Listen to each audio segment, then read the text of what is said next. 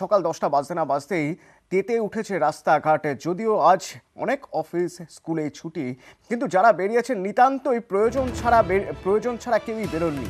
খুব জরুরি কাজ ছাড়া কেউ বেরোননি রাস্তায়, কারণ 11টা থেকে 4টে বেরোতে মানা করছে আবহাওয়া দপ্তর। কারণ তাপপ্রবাহ কলকাতায় গতকালই 43 ডিগ্রি ছিল। আজ কত? আজ কি অবস্থা কলকাতা? শুধু আজ নয়, আগামী 2-3 দিন কি অবস্থা চলবে? কারণ আগামী 4 দিন দক্ষিণবঙ্গে তাপপ্রবাহের সতর্কতা দিচ্ছে আবহাওয়া দপ্তর। বিশ্বজিৎ প্রতিনিধি আমার সঙ্গে রয়েছে। বিশ্বজিৎ, দক্ষিণবঙ্গের জন্য এবং কলকাতার জন্য আজ এবং আগামী কয়েকদিনের কি সতর্কতা রয়েছে?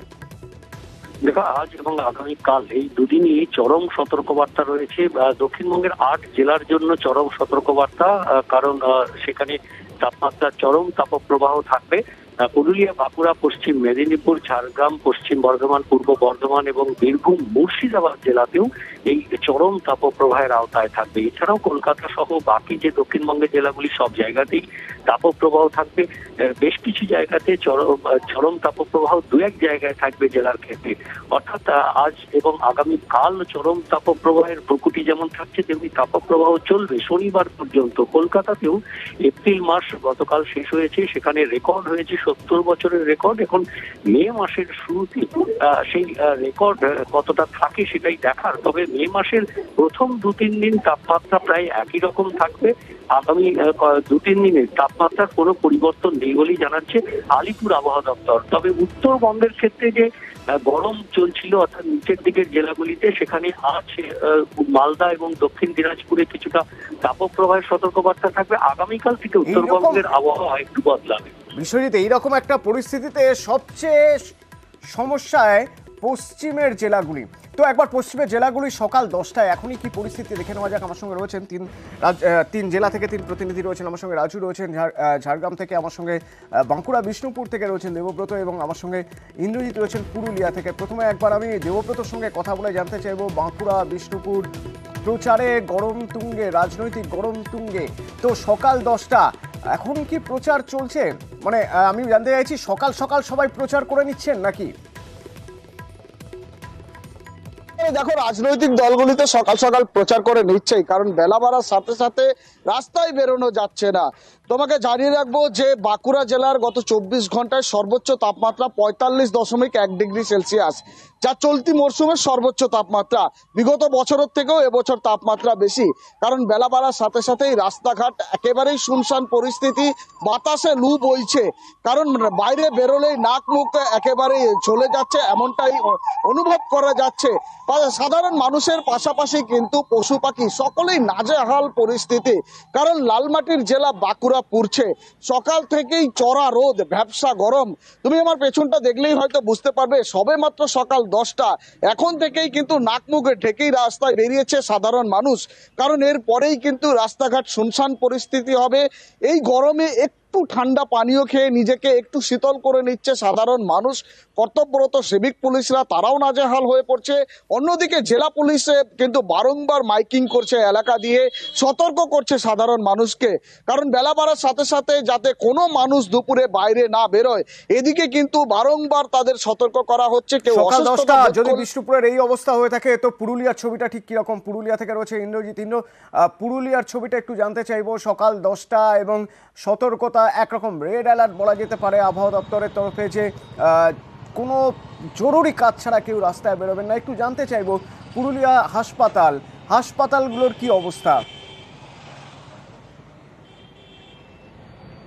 দেখো অতনু, একেবারেই পুরুলিয়ার ছবিটাও ঠিক একই রকম। যত বেলা বাড়ছে ততই পাল্লা দিয়ে বাড়ছে তাপমাত্রা। গতকাল তাপমাত্রা ছিল 43.4, সেই তাপমাত্রা আজকে 44-এর ঘরে পৌঁছাবে বলে মনে হচ্ছে।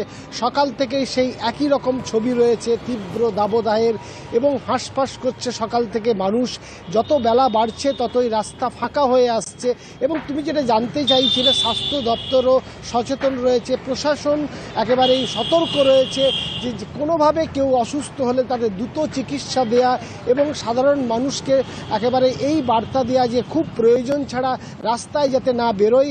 যে পরিস্থিতি তৈরি হয়েছে, তীব্র দাবদাহের পরিস্থিতি, তাতে জেলার মানুষ বা জেলাবাসী বা রাস্তায় থাকলেই অসুস্থ হয়ে পড়বে।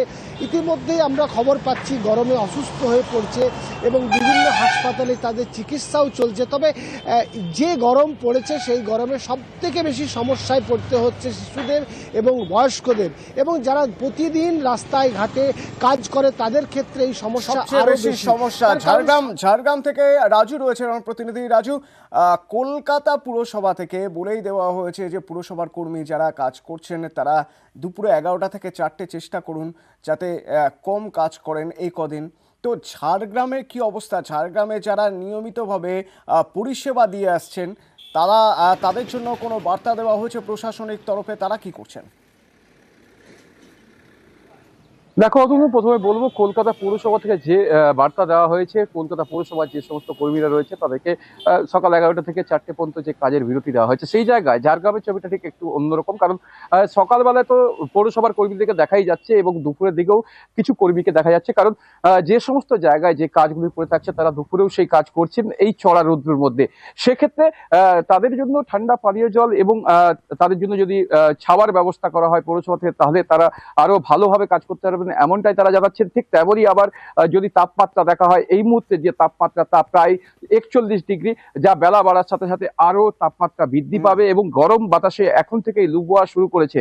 যে পরিস্থিতি গতকাল ছিল, ঘরের মধ্যে রয়ে গিয়েছেন, তার কারণ জানেন যে যতটা সম্ভব নিজেকে আগে বাঁচাতে হবে, সাবধানে থাকতে হবে। যারা বেরিয়েছেন দেখুন ডাবের জলেই আশ্রয়, মাথা মুখ ঢেকে বেরিয়েছেন। সেই করোনার সময়ে যে মাস্ক পরা ছবি দেখা গিয়েছিল, গরম হাওয়া থেকে বাঁচতে ঠিক সেভাবেই মাস্ক পরে সবাই বেরোচ্ছেন রাস্তায়। কিন্তু এই গরম কতদিন থাকবে, কতদিন এই দহন জ্বালা থাকবে, সেই প্রশ্নই উঠছে। সেক্ষেত্রে আবহাওয়া দপ্তর কিছুটা হলেও স্বস্তির খবর শোনাচ্ছে।